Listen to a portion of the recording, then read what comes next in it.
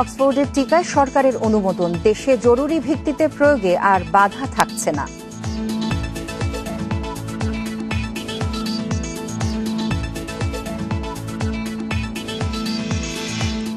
করোনায় প্রাণ গেছে ১২৫ চিকিৎসক সহ ১.৫ শতাধিক স্বাস্থ্যকর্মী, ক্ষতিপূরণ পেয়েছেন মাত্র একজন।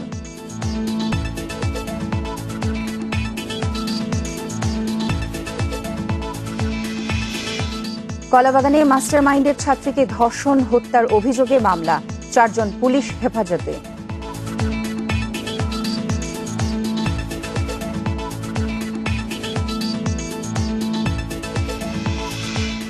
মার্কিন কংগ্রেসে হামলার ঘটনায় আরও এক পুলিশ কর্মকর্তার মৃত্যু, ট্রাম্পকে ক্ষমতাচ্যুত করার দাবি।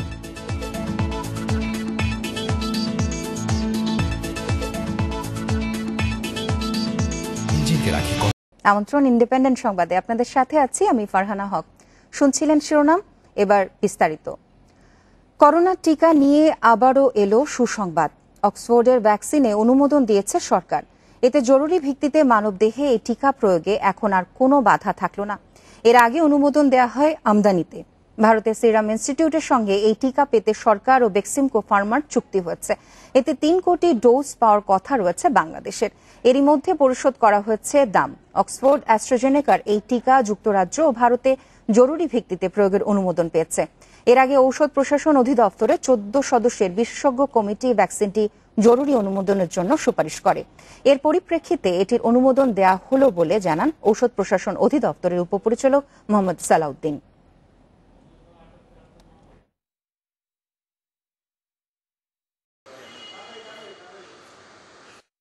অক্সফোর্ড অ্যাস্ট্রাজেনিকার ভ্যাকসিন যা সিরাম ইনস্টিটিউট অফ ইন্ডিয়া উৎপাদন করছে, এই ভ্যাকসিনটা মানে আমাদের কোভিড-19 ভ্যাকসিন, এইটা কোভিশিল্ড, এই ভ্যাকসিনটিকে আমাদের যা local agent Beximco pharmaceutical industries এই ভ্যাকসিনটি ইম্পোর্ট করার জন্য ইমার্জেন্সি ইউজ অথরাইজেশন দেওয়া হয়েছে। এর ফলে বাংলাদেশে এই ওষুধটি, এই ভ্যাকসিনটি বাজারজাত করার জন্য বা আসার জন্য কোনো বাধা থাকলো না, ব্যবহারের বাধা থাকবে না।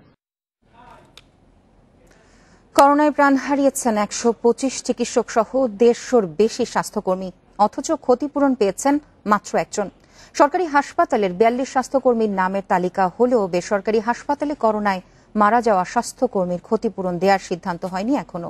আর ৮,০০০-এর বেশি স্বাস্থ্যকর্মীর করোনা আক্রান্ত হলেও এখনো প্রণোদনা পাননি একজনও। মন্ত্রণালয়ের অবহেলার কারণেই ক্ষতিপূরণ ও প্রণোদনায় দেরি বলছেন চিকিৎসক নেতারা।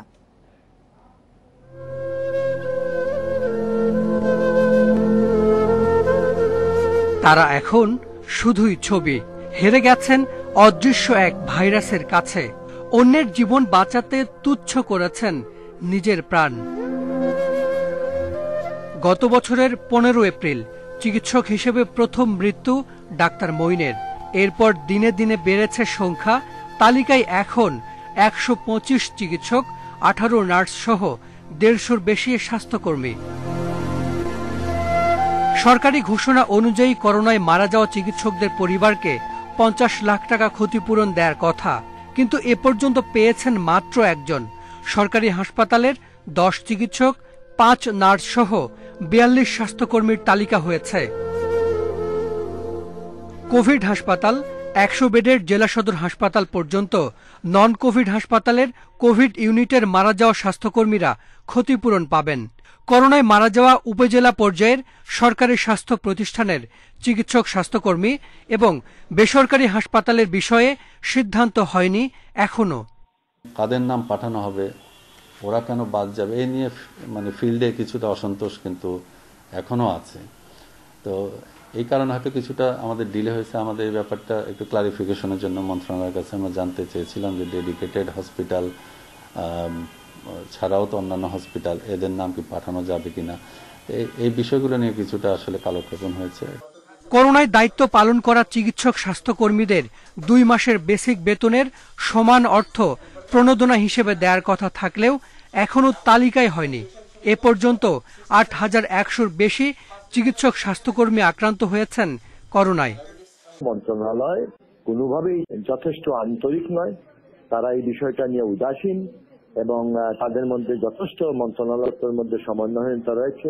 চিকিৎসক এবং অন্যান্য স্বাস্থ্যকর্মীরা কেন প্রণোদনা পান নাই, ক্ষতিপূরণ পান নাই, এটা মানে আমাদের কাছে বোধগম্য নয়। করোনা সংক্রমণের 10 মাস পার হয়েছে, কবে মিলবে ক্ষতিপূরণ ও প্রণোদনা তা ঠিক করে বলতে পারছেন না স্বাস্থ্যমন্ত্রীও।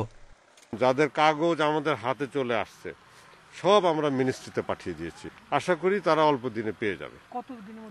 সেটা আমি বলতে পারবো না, কেন অর্থ মন্ত্রণালয় বলতে পারবে, বাট আমরা আশা করি তাড়াতাড়ি পেয়ে যাবে। মারা যাওয়া স্বাস্থ্যকর্মীদের পরিবারের কাছ থেকে নতুন করে ক্ষতিপূরণের আবেদন নিচ্ছে স্বাস্থ্য বিভাগ। এ পর্যন্ত জমা পড়েছে 15টি। Hasan Misbah, independent news, Dhaka. করোনার দ্বিতীয় ধাক্কা মোকাবেলার অংশ হিসেবে জেলা, উপজেলা বা মহানগরে সম্মেলন বন্ধ করেছে আওয়ামী লীগ। দলের সভাপতি শেখ হাসিনার নির্দেশে মার্চ বা এপ্রিল পর্যন্ত জনসমাগম হয় এমন কর্মসূচিও বাতিল করেছে দলটি। কেন্দ্রীয় নেতারা বলছেন, শীতের পর করোনা সংক্রমণ নিয়ন্ত্রণে এলেই শুরু হবে সাংগঠনিক কার্যক্রম। করোনা সংক্রমণ শুরুর পর 26শে মার্চ থেকে টানা 66 দিনের অঘোষিত লকডাউন চলে দেশে। প্রতিদিন বাড়তে থাকে আক্রান্ত ও মৃতের সংখ্যা। সব ধরনের সাংগঠনিক কর্মকাণ্ড থেকে সরে আসে আওয়ামী লীগ, তবে দেশবাসীকে সহায়তায় থাকে পাশে। আগস্ট পর্যন্ত টানা 5 মাস বন্ধ ছিল রাজনৈতিক কার্যক্রম। সেপ্টেম্বরে এসে সীমিত আকারে সক্রিয় হয় দলটি। জাতীয় সম্মেলনের পর বাকি থাকা 47 জেলার কাউন্সিলের প্রস্তুতি হিসেবে শুরু করে উপজেলা পর্যায়ের সম্মেলন। তবে করোনার দ্বিতীয় ধাক্কার কথা বিবেচনা করে দলীয় কার্যক্রম আবারও সীমিত করার নির্দেশনা দিয়েছেন আওয়ামী লীগ সভাপতি শেখ হাসিনা। দেশরত্ন শেখ হাসিনা আমাদেরকে কিন্তু বলেছেন জেলা উপজেলা পর্যায়ে সম্মেলন করতে যেও না। কারণটা হলো এই করোনার দ্বিতীয় ঢেউ কত দূর যায়, কোন পর্যায়ে পৌঁছায় এখন পর্যন্ত আমরা জানি না। 2-3 মাস পরে শীত যাওয়ার পরে আমরা আশা করতেছি এটা হয়তো কমে যাবে, তখন আবার শুরু করব। সংক্রমণ রোধে সরকারিভাবে কঠোরভাবে স্বাস্থ্যবিধি মানতে নির্দেশনা দেওয়া হয়েছে।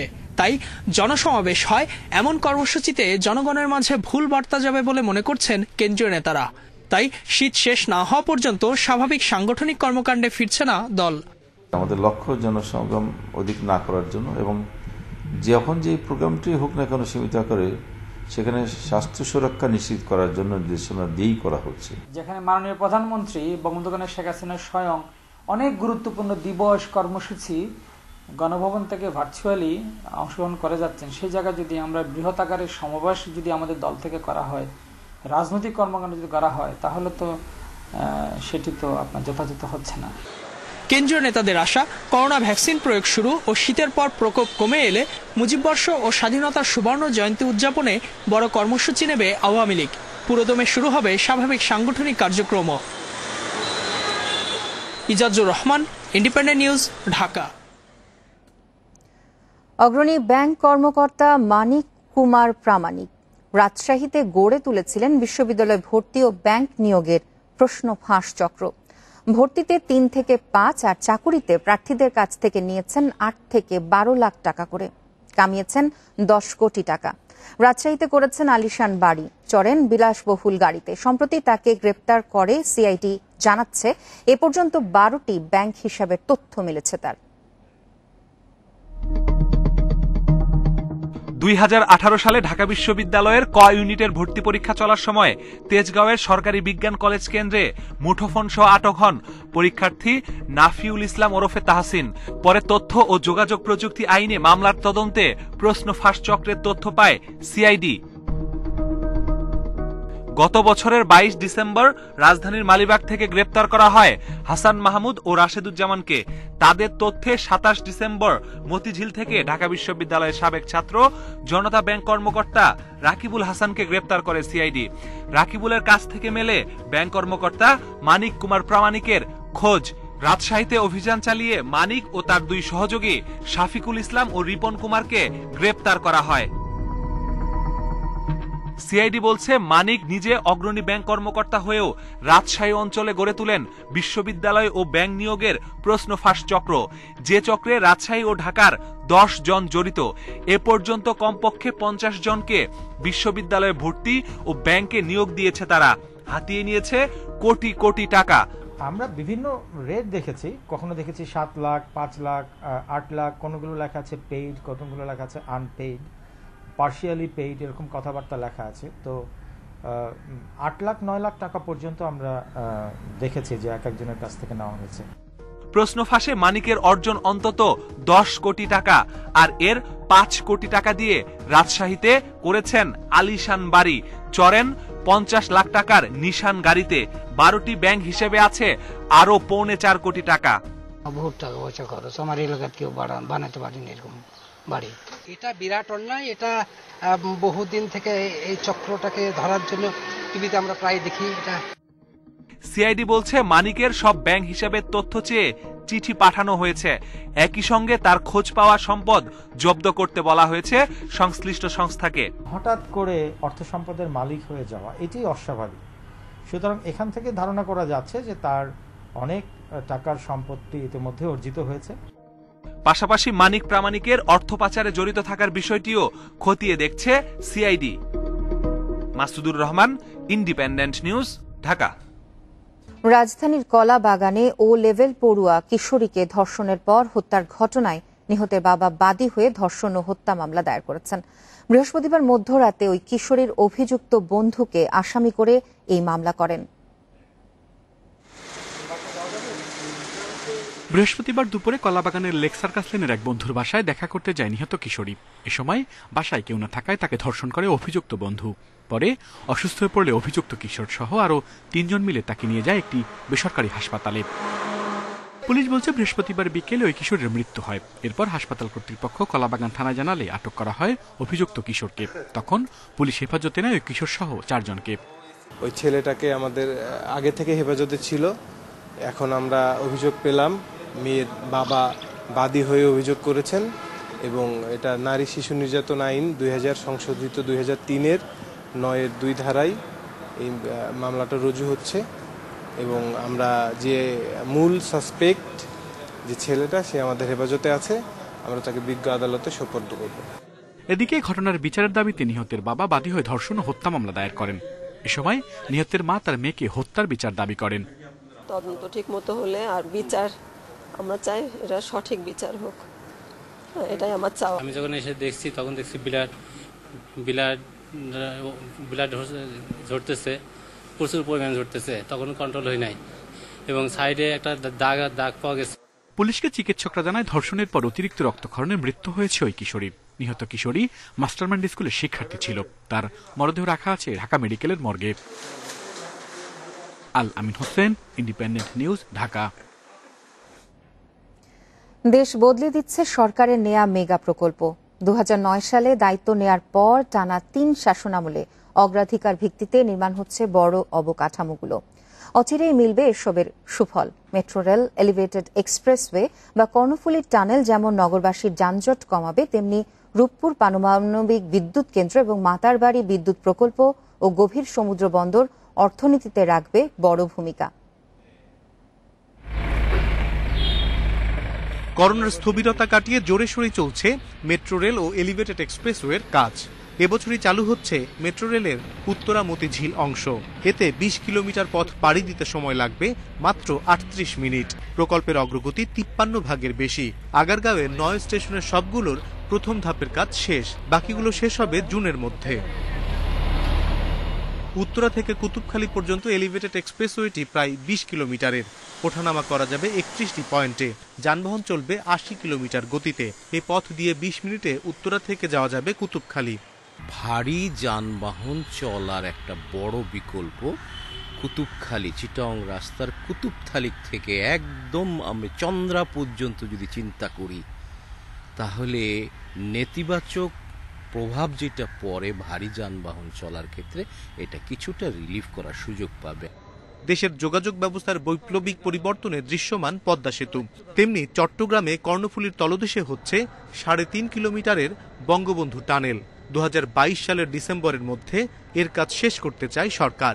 প্রায় 10,000 কোটি টাকার এই প্রকল্পের 61 ভাগ কাজ শেষ হয়েছে। বিদ্যুতে দেশকে স্বয়ংসম্পূর্ণ করতে অগ্রাধিকার ভিত্তিক মেগা প্রকল্পের আওতায় চলছে রূপপুর পারমাণবিক বিদ্যুৎ কেন্দ্রের কাজ। প্রকল্পে ভৌত কাজের অগ্রগতি 30 ভাগের বেশি। এই কেন্দ্রের 2 ইউনিটে 2400 মেগাওয়াট বিদ্যুৎ উৎপাদন হবে। প্রথম ইউনিট 2023 সালে এবং দ্বিতীয় ইউনিট 2024 সালে উৎপাদনে যাওয়ার কথা। কর্ণফুলী টানেল আপনাকে কি দেবে? গতি দিবে। তো গতি বাড়লে কি হয়? উৎপাদন বাড়ে। গতি বাড়লে সম্পদ বাড়ে। 2500 মেগাওয়াট বিদ্যুৎ আমরা পাবো পারমাণবিক শক্তি থেকে, যেটাকে গ্রিন এনার্জি বলা হয়। এটা কোনো কার্বন নিঃসরণ করবে না, এটা কোনো ভয়ঙ্কর বর্জ্য আছে এটা তারা আবার নিয়ে যাবে, আমাদের এখানে থাকবে না। তাহলে ক্লিন গ্রিন এনার্জি পাবো এবং এটা আনলিমিটেড। সাশ্রয়ী মূল্যে বিদ্যুৎ দিতে মাতারবাড়িতে 1200 মেগাওয়াট ক্ষমতার কয়লা ভিত্তিক বিদ্যুৎ কেন্দ্র করছে সরকার। প্রকল্পের জন্য আমদানি করা যন্ত্রপাতি নিয়ে 29 ডিসেম্বর মহেশখালীর জেটিতে ভিড়েছে মাদার ভ্যাসেল। পাশাপাশি পাল্লা দিয়ে এগুচ্ছে গভীর সমুদ্র বন্দর নির্মাণের কাজ। অনিমেষ কর, ইন্ডিপেন্ডেন্ট নিউজ, ঢাকা। মেয়াদ উত্তীর্ণ কমিটির নেতৃত্বেই চলছে ছাত্রলীগের কর্মকাণ্ড। এই কমিটির মেয়াদ শেষ হয়েছে 8 মাস আগে, অথচ নতুন সম্মেলনের এখনো খবর নেই। সংশ্লিষ্ট নেতারা জানান এই কমিটি 2022 সাল পর্যন্ত থাকতে পারে। এ নিয়ে হতাশ পদপ্রত্যাশী নেতাকর্মীরা। 2018 সালের 11 ও 12 মে ছাত্রলীগের 29তম জাতীয় সম্মেলন অনুষ্ঠিত হয়। সে সম্মেলনেও নতুন কমিটির ঘোষণা আসেনি। 3 মাস পর রেজওয়ানুল হক চৌধুরী শোভনকে সভাপতি ও গোলাম রাব্বানীকে সাধারণ সম্পাদক করা হয়।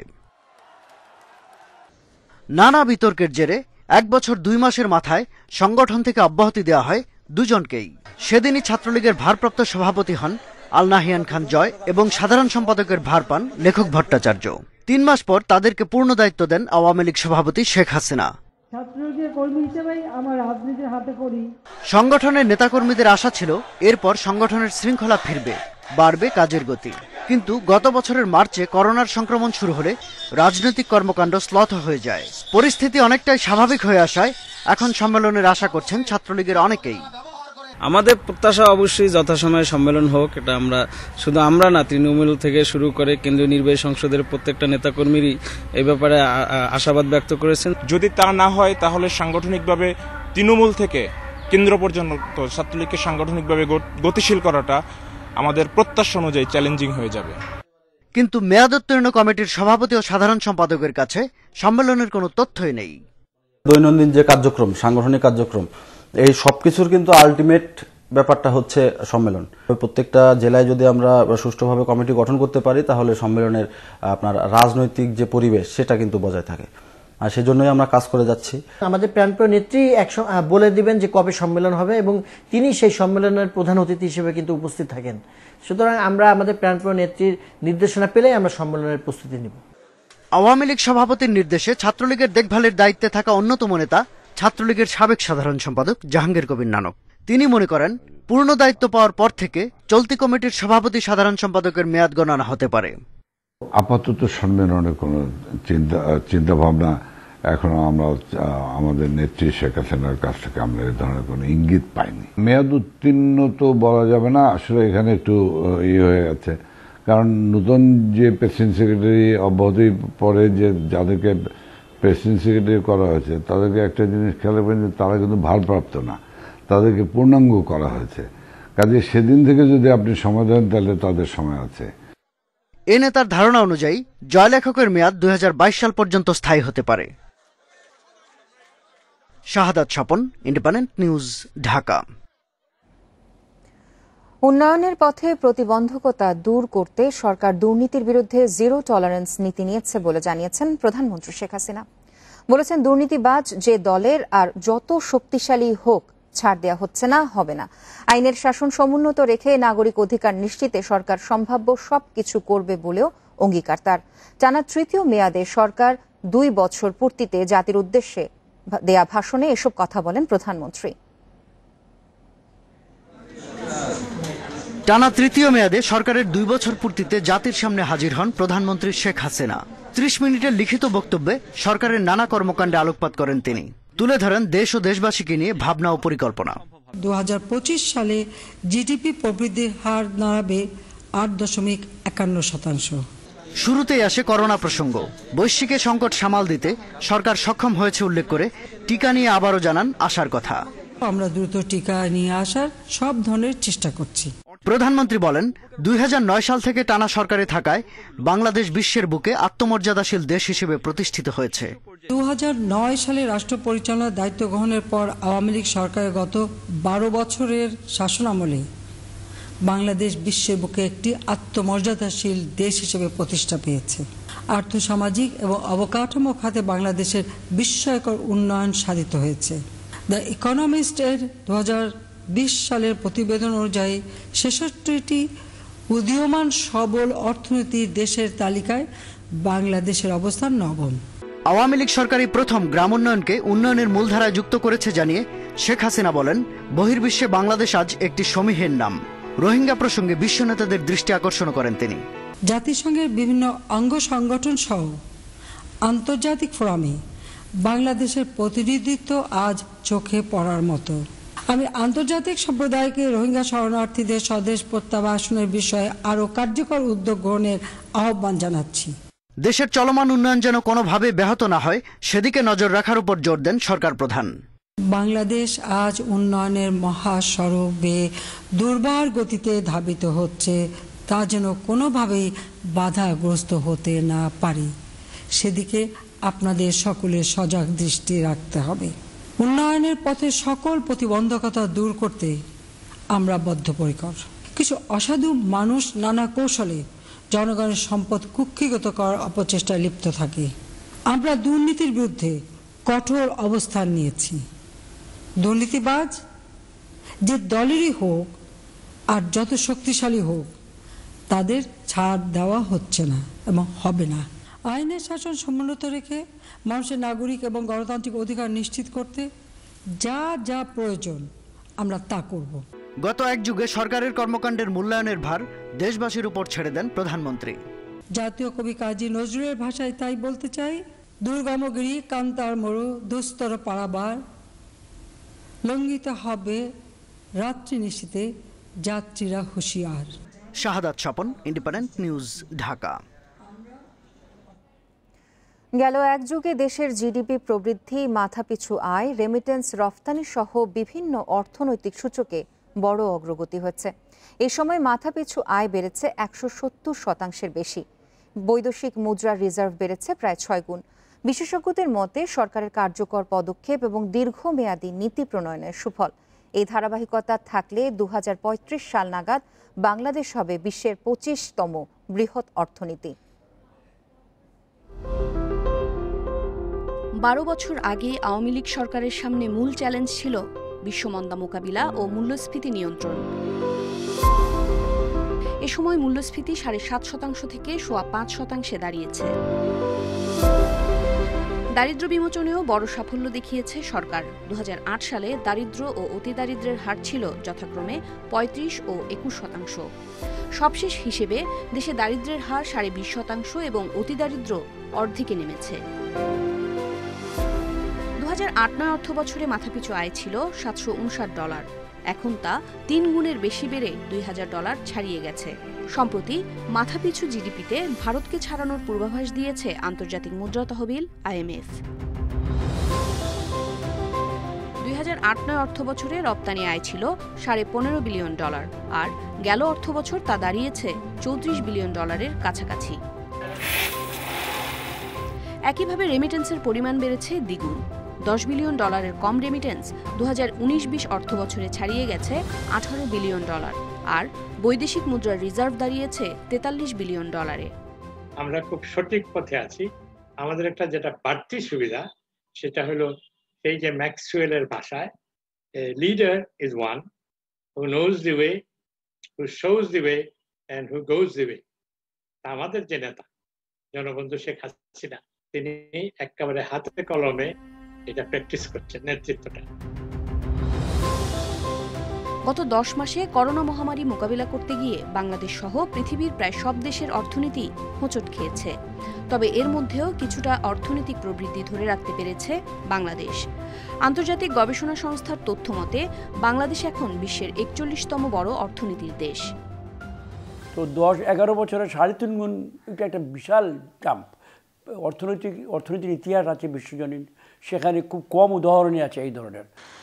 2015 সালে নিম্ন আয়ের দেশ থেকে বেরিয়ে মধ্যম আয়ের দেশের তালিকায় অন্তর্ভুক্ত হয় বাংলাদেশ।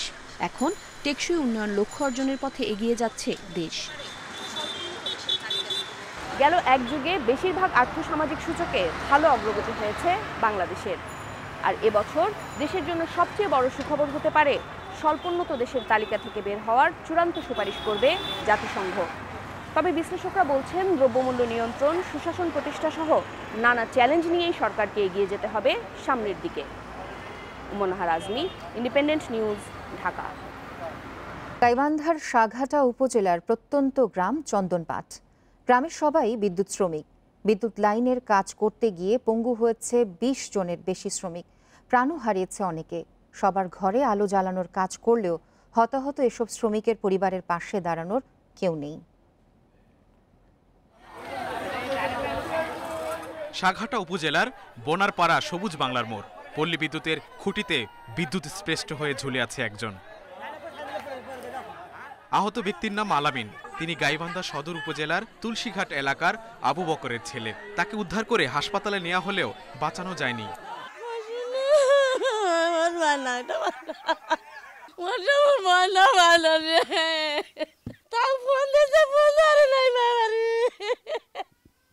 সাঘাটা উপজেলার চন্দনপাট গ্রামের বেশিরভাগ মানুষের পেশা বিদ্যুৎ শ্রমিক। এ কাজ করতে গিয়ে পঙ্গু হয়েছেন অন্তত 20 জন। ফরম্যান বলেছে যে লাইন বন্ধ আছে, লাইনটা চালু দেয়। তা আমি যেমন যে এই পাশে তারটা ওই পাশে লাগাতেই আমার অবস্থা। আমার একটা ছেলে আছে, কিন্তু ছেলেটারও আমার লেখাপড়া সে থেকে শেষ হয়ে গেছে। সে থেকে আমি অসহায়ের মধ্যে পড়ে আছি। আমার স্ত্রী অন্যের বাড়িতে কাজকর্ম করে নিয়ে। বিদ্যুৎ শ্রমিকের কাজ করে অপ্রাপ্ত বয়স্করাও। দুর্ঘটনার শিকার হন অনেকেই। এইগুলা কাজে তো আর জীবনের জ্ঞান নাই, গুরুত্ব নাই কোনো, মানে আপনার কিছু হলে সেটা কেউ দায়িত্ব নিবে না। একই কাজ করতে গিয়ে আহত হয় দৃষ্টি প্রতিবন্ধী ফরহাদও। ফিরে আসতে বাধ্য হয় কাজ থেকে। ওনাকে বললাম, মামা আমি দেশে যাবো, আমার দাদি অসুস্থ বা আমার সামনে পরীক্ষা আছে। তো বলতেছে যে না, তুমি যদি এখন যাও তোমার স্যালারি দেবো না আমরা।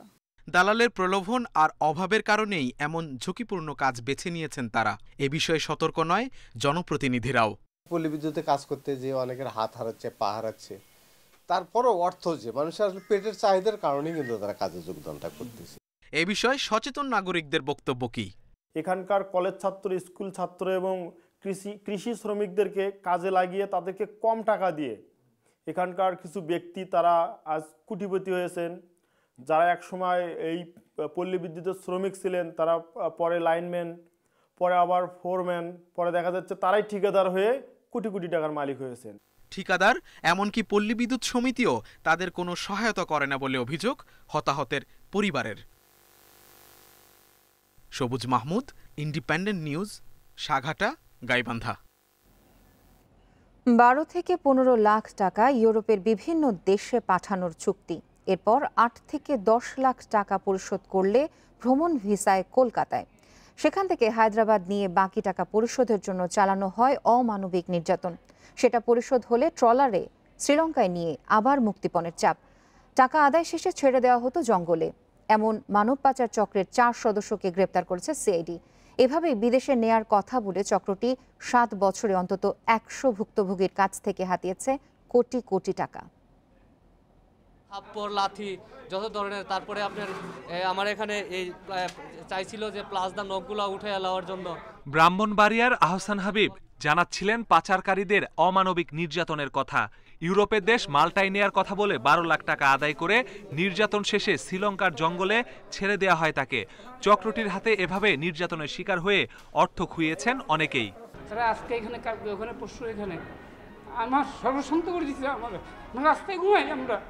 এমন অভিযোগ সিআইডির কাছে এলে শুরু হয় তদন্ত। উত্তরায় অভিযান চালিয়ে গ্রেফতার করা হয় মানব পাচার চক্রের 4 সদস্যকে। উদ্ধার করা হয় বিদেশগামীদের পাসপোর্ট, দূতাবাস, ব্যাংক ও এজেন্সির ভুয়া সিল এবং জাল ভিসা। সিআইডি জানাচ্ছে চক্রের মূল হোতা হাবিব ও মামুনের বাড়ি ব্রাহ্মণবাড়িয়ায়। বিদেশে যেতে আগ্রহীদের ইউরোপে পাঠানোর প্রলোভনে 12 থেকে 15 লাখ টাকায় চুক্তি করত তারা। 60% আদায় হলে ভারতের ভ্রমণ ভিসায় বিদেশগামীদের বাসে করে বেনাপোলে নিয়ে যেত জামাল ও নাহিদ। বেনাপোল সীমান্ত পার করে তাদের তুলে দেয়া হতো ভারতীয় দালালদের হাতে। সেখান থেকে কলকাতা, আবার দালাল বদল, এরপর ট্রেনে করে নেওয়া হতো হায়দ্রাবাদ। সেখানে নিয়ে বাকি টাকা আদায়ে চলতো নির্যাতন। এরপর শ্রীলঙ্কার দালালরা ট্রলারে করে নিয়ে যায় সে দেশের জঙ্গলে। আবারও আদায় করা হয় মুক্তিপণ। দালালদের মাধ্যমে এদেরকে সংগ্রহ করা হয়, কিন্তু কেউ কিন্তু সেই কাঙ্ক্ষিত লক্ষ্যে পৌঁছতে পারে বা খুব কম লোকই পৌঁছতে পারে বা পৌঁছতে পারে না, কারণ তাদের বিভিন্ন দালালের কাছে দেওয়া হয় এবং সেখান থেকে তাদেরকে প্রেশার দিয়ে তাদেরকে মারপিট করে আরও টাকা বাংলাদেশ থেকে নেওয়ার চেষ্টা করা হয়। তো ফলে এই সাধারণ লোক প্রতারিত হয়। সিআইডি বলছে এ চক্রটি ভারত, শ্রীলঙ্কা ও মালদ্বীপের দালালদের সঙ্গে মিলেই কাজ করে। গেল 7 বছরে তাদের প্রতারণার শিকার হয়েছেন অন্তত 100 জন। চাকরিটা যদি ভালো করে হয় তাহলে যারা এই ভিকটিম, যারা চাকরি বাইরে যাওয়ার চাকরির যে প্রত্যাশা, যারা নিয়ে যারা এই টাকা পয়সা দেয় তারাও সজাগ হবে এবং যারা এই প্রতারণা করে তারাও এই ধরনের প্রতারণা করতে সাহস পাবে না। চক্রটির পলাতক বাংলাদেশি সদস্যদের গ্রেপ্তারের পাশাপাশি বিদেশি দালালদের ধরতে সেসব দেশের আইন শৃঙ্খলা বাহিনীর সহায়তা নেওয়া হবে বলেও জানিয়েছে CID. Masudur Rahman, independent news, Dhaka. এদিকে 25তম সংশোধনী প্রয়োগ করে ট্রাম্পকে প্রেসিডেন্ট পদ থেকে সরিয়ে দিতে ভাইস প্রেসিডেন্ট মাইক পেন্সের প্রতি আহ্বান জানিয়েছেন হাউস স্পিকার ন্যান্সি পেলোসি। তবে এই বিষয়ে ক্যাবিনেট সদস্যদের সাথে আলোচনা করেননি পেন্স। এদিকে কোনো মার্কিন প্রেসিডেন্ট আইনের ঊর্ধ্বে নয় বলে মন্তব্য করেছেন নির্বাচিত প্রেসিডেন্ট জো বাইডেন। ট্রাম্পের আহ্বানে কংগ্রেস ভবনে সমর্থকদের হামলার দিকে ইঙ্গিত করে এমন মন্তব্য করেছেন তিনি। তবে ট্রাম্পকে অভিশংসনের কোনো ইচ্ছা বাইডেনের নেই বলেও জানিয়েছেন তার সহযোগীরা। 20 জানুয়ারি ক্ষমতা গ্রহণের দিকেই বাইডেনের মনোযোগ দিচ্ছেন বলে জানান তারা। ক্যাপিটল হিলের পুলিশ প্রধান পদত্যাগ করতে যাচ্ছেন বলে জানিয়েছে এক পুলিশ কর্মকর্তা। এর আগে হামলা মোকাবেলায় যথাযথ পদক্ষেপ নিতে না পারার অভিযোগ তুলে তার পদত্যাগের দাবি ওঠে। নানা নাটকীয়তার পর অবশেষে যুক্তরাষ্ট্রের 46তম প্রেসিডেন্ট হিসেবে জো বাইডেনের চূড়ান্ত জয় নিশ্চিত করল মার্কিন কংগ্রেস। এতে 20 জানুয়ারি শপথ গ্রহণে আর কোনো বাধা রইল না। বাইডেনের জয় না মানলেও নিয়ম মেনেই ক্ষমতা হস্তান্তর হবে বলে বিবৃতি দিয়েছেন মার্কিন প্রেসিডেন্ট ডোনাল্ড ট্রাম্প। ক্যাপিটল হিলে ট্রাম্প সমর্থকদের সহিংসতায় কিছু সময় বন্ধ থাকার পর বুধবার আবারও শুরু হয় ইলেকটোরাল কলেজের ভোট গণনা। এতে জর্জিয়া, পেনসিলভানিয়ার রিপাবলিকান সেনেটররা বাইডেনের জয় মানতে অস্বীকৃতি জানায়। তবে সংখ্যাগরিষ্ঠতা না পাওয়ায় কংগ্রেসের 2 কক্ষেই বাতিল হয়ে যায় প্রস্তাব। বিতর্ক শুরুর আগেই অ্যারিজোনা, নেভাদা এবং মিশিগানের রিপাবলিকান সেনেটরদের প্রস্তাবও খারিজ হয়ে যায়। চূড়ান্ত গণনায় ডেমোক্র্যাট জো বাইডেন পেয়েছেন 306টি আসন আর ট্রাম্প জয় পেয়েছেন 232 আসনে। যুক্তরাষ্ট্র থেকে দেশে ফিরে 4 দিনের মাথায় মিরপুরে সাকিবের অনুশীলন। অপেক্ষা আন্তর্জাতিক প্রত্যাবর্তনের। উইন্ডিজ সিরিজের জন্য শুক্রবার জৈব সুরক্ষা বলয়ে ঢুকবেন ক্রিকেটাররা। তার আগে নেওয়া হয়েছে কোভিড পরীক্ষার নমুনা। এরই মধ্যে চলে এসেছে নতুন ব্যাটিং কোচ জন লুইস। ডামিঙ্গো সহ বাকিরা আসবেন শুক্রবার। কোয়ারেন্টাইন সময়সীমা সংক্ষিপ্ত করে যত দ্রুত সম্ভব তাদের মাঠে পাবার লক্ষ্যে কাজ করছে বিসিবি। বঙ্গবন্ধু টি-20 মিশন শেষ না করেই ফিরতে হয়েছিল যুক্তরাষ্ট্রে। মাঝে হারিয়েছেন নিকটাত্মীয়। 24 দিন পর আবার যখন ফিরলেন হোম অফ ক্রিকেটে, তখন একটু একটু অনুভূত হচ্ছে আন্তর্জাতিক ক্রিকেটে ফেরার রোমাঞ্চ। অপেক্ষা আছে অনাগত সন্তানের জন্যেও। মানুষের জীবন যে এমনই, এপার ভাঙে তো ওপারে নতুন আশা। আর ক্রিকেটারদের জীবনে অনিশ্চয়তা তো নিত্যসঙ্গী। একেবারে সাকিবের মতো ঘটনা না হলেও ভাঙ্গা গড়ার মাঝে সামনে এগুনোর চ্যালেঞ্জ মুমিনুল হকের। ডান হাতটা এখনও পুরো প্রস্তুত নয়। বাঁ হাতেই ব্যাটের সুইট পার্ট খুঁজে নেয়ার সংগ্রাম টাইগারদের টেস্ট অধিনায়কের। 9 মাস বিরতির পর সেটাই যে সবচেয়ে গুরুত্বপূর্ণ, ছন্দ খুঁজে পাওয়া। ব্যাটিংয়ে ছন্দ পাবার মিশনে টাইগারদের সবচেয়ে মোক্ষম পরামর্শ দিতে পারবেন যিনি, সে ব্যাটিং পরামর্শক জন লুইস সকালেই পৌঁছে গেছেন ঢাকায়। Head coach Russell Domingo, bowling coach Otis Gibson এবং ফিল্ডিং কোচ রায়ান কুকের আসার কথা শুক্রবার। 10 জানুয়ারি ক্যাম্প শুরুর আগে যত দ্রুত সম্ভব কোচিং স্টাফকে মাঠে পাওয়ার চ্যালেঞ্জ বোর্ডের সামনে। ব্রিটিশ সিটিজেনদের ক্ষেত্রে একটা রেস্ট্রিকশন আছে 14 ডেজের। আমরা সে ব্যাপারে সরকারের সাথে কথা বলেছি, সংশ্লিষ্ট অধিদপ্তরের সাথে কথা বলেছি, একটা স্পেশাল পারমিশনের জন্য আবেদন করা হয়েছে। শুধু জন লুইস না, আমাদের যে সমস্ত ব্রিটিশ স্টাফ আছেন, টেকনিক্যাল স্টাফ আছেন, তাদের জন্য একটা এক্সামশনের জন্য আবেদন করা হয়েছে, যেটা ইতিপূর্বেও সরকার আমাদের দিয়েছিলেন। রোববার সকালে ঢাকা আসবে উইন্ডিজ দল। 20 জানুয়ারি মিরপুরে 3 ম্যাচ সিরিজের প্রথম ওয়ানডে। জহিরুল ইসলাম, ইন্ডিপেন্ডেন্ট নিউজ, ঢাকা। সংবাদ শেষ করব, তবে তার আগে শিরোনামগুলো জানিয়ে দিচ্ছি আরো একবার। অক্সফোর্ডের টিকায় সরকারের অনুমোদন, দেশে জরুরি ভিত্তিতে প্রয়োগে আর বাধা থাকছে না।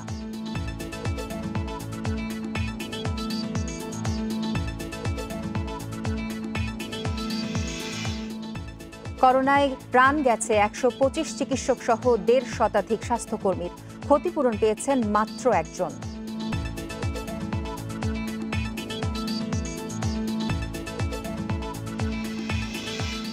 কলাবাগানে মাস্টার মাইন্ডের ছাত্রীকে ধর্ষণ হত্যার অভিযোগে মামলা, 4 জন পুলিশ হেফাজতে।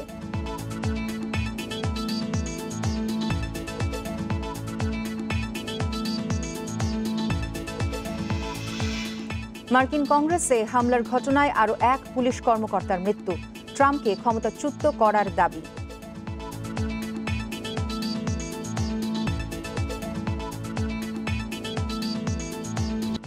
এই ছিল এখনকার সংবাদের আরও বিস্তারিত জানতে চোখ রাখুন আমাদের ফেসবুক, ইউটিউব এবং টুইটারে।